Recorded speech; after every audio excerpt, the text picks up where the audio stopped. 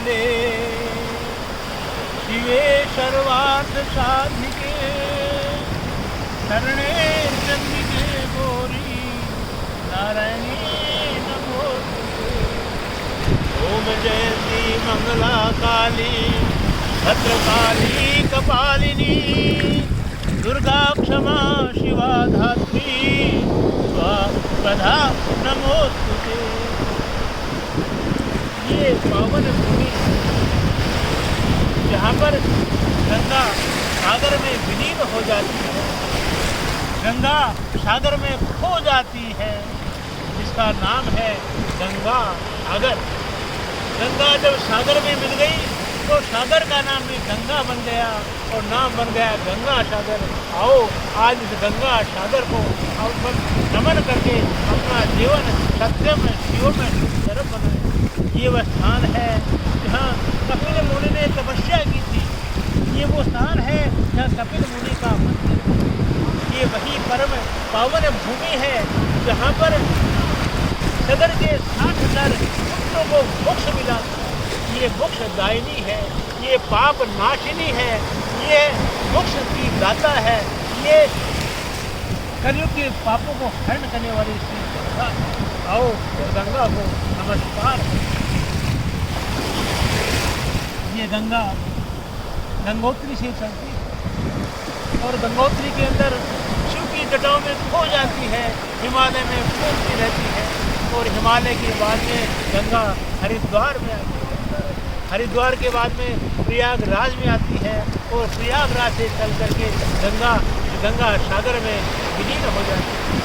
ये गंगा सागर द्वीप है जो कलकत्ता से 120 किलोमीटर दूर रोड से आना पड़ता है और रोड के बाद में 10 किलोमीटर समुद्री बोट की यात्रा होती है और उसके बाद में 30 किलोमीटर फिर बाई कार यहाँ पर आना पड़ता है। इस कार कलकत्ता से करीब 150 किलोमीटर की दूरी पर अद्भुत स्थान, इस स्थान पर मकर संक्रांति को मेला लगता है और अन्य दिनों भी यात्री यहाँ पर आते रहते हैं, कहते हैं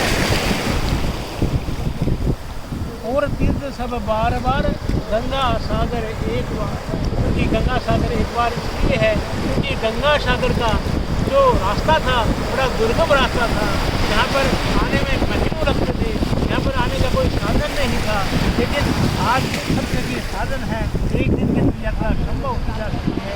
इसलिए गंगा सागर की यात्रा बार बार गंगा सागर के सागर पूछता है हे गंगे तुम कब तक मेरे में मिलती रहोगी, तुम कब तक मेरे से मिलती रहोगी, कब तक तुम मेरे में प्रभावित होती रहोगी।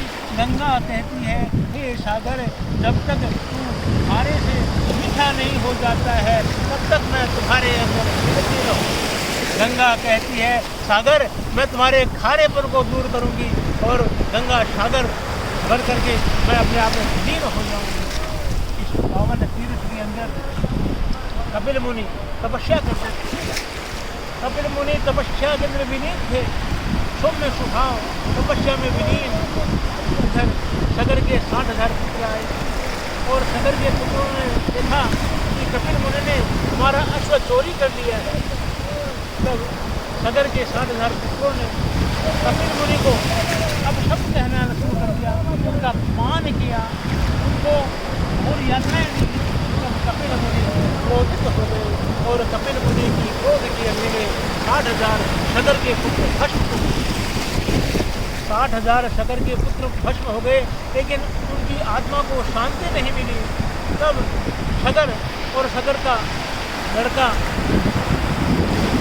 और पुत्र भगीरथ यहाँ पर आए और भगीरथ ने कपिल मुनि से प्रार्थना की, हे कपिल मुनि आप मेरे पूर्वजों का उद्धार करो। तब कपिल मुनि ने कहा, हे भगीरथ तुम्हें तपस्या करनी पड़ेगी, तुम्हें शंकर की उपासना करनी पड़ेगी, तुम्हें विष्णु की उपासना करनी पड़ेगी, तुम्हें ब्रह्मा की उपासना करनी पड़ेगी। और स्वर्ग से जब गंगा यहाँ पर अवतरित होगी और गंगा जब हिमालय से आकर के इस गंगा सागर के अंदर विलीन जब होगी तब तुम्हारे जो पूर्वज जो हैं उनका मोक्ष हो जाएगा।